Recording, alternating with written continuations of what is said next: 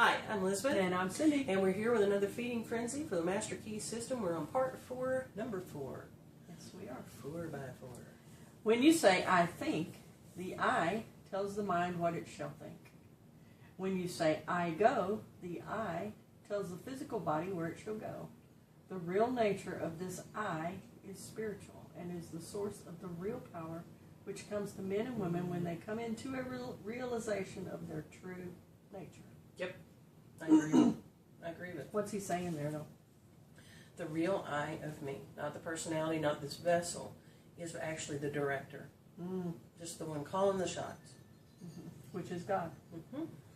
So when I say, I think I'm going to do this, that's God speaking through me. Yes. Saying, okay, this is what you need Yes. to do.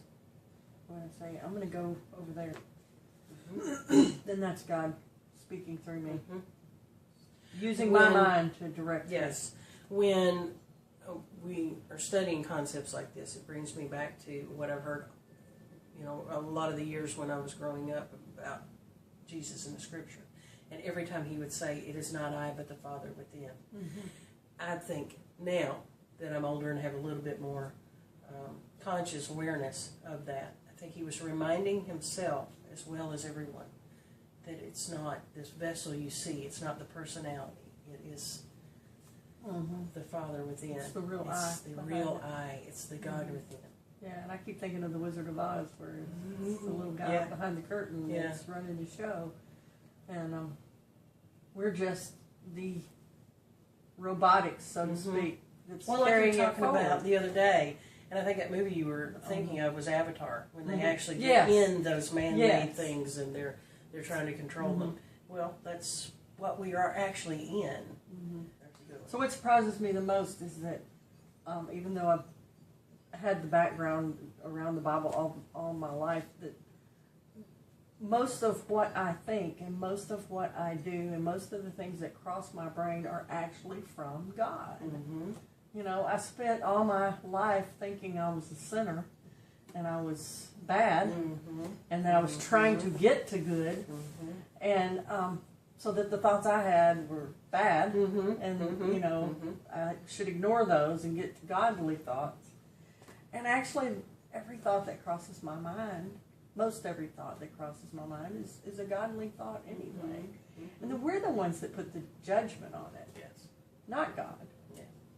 I just don't see him as a big judge in the sky anymore. It's going to say, you did this right and this wrong.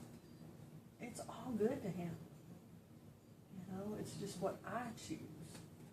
So it's all about my free will and my choices. When we can take the judgment out of it. How hard is that? How hard is it to take the judgment out? It's hard. It's hard, especially when you just first have that realization and start trying to take the judgment out. For me, we've mentioned before, as soon as I realized, okay, what would happen if I just took all the judgment out? My mom got sick with cancer. It was like, how can you not judge that bad? So it put a real test to that. And then I started to see the good things in it. Yes. Even though I still can't call it all good, I can call a lot more of it good than I could have without that concept. Yes. So taking all the judgment out helps me to realize that, all things are from God and all things can be used for good. Yes. It's just a matter of perspective. So taking the judgment out really helps me if I remember to do it. Remembering to do it is the hard part for me. So I think realizing that the big I, big capital letter I of me, is who I really am, is really going to help too. What came to mind when you were talking about that was looking, if we as humans were to look at an anthill, and each of the individual ants, and as they're scurrying about, when I'm thinking about God, and this is about the only way that I can put it into perspective as far as judgment is concerned, is looking at us like the ants in the anthills. Well, if we zoom in and we just zoom in on one individual ant, okay, that one individual ant has their own particular worries and choices and beating themselves up about this, that, and the other, and you zoom back out and you see the human looking at the ant, we don't see the individual ant and having the struggles that they actually have.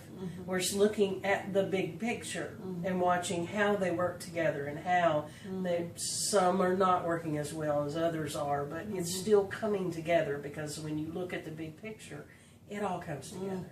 And if I'm looking at my life and the judgments on it, I judge it so much more harshly because I'm in the middle of this picture rather than looking at the big picture. And so I don't believe in a God that judges, because I believe in a God that sees the big picture and is love.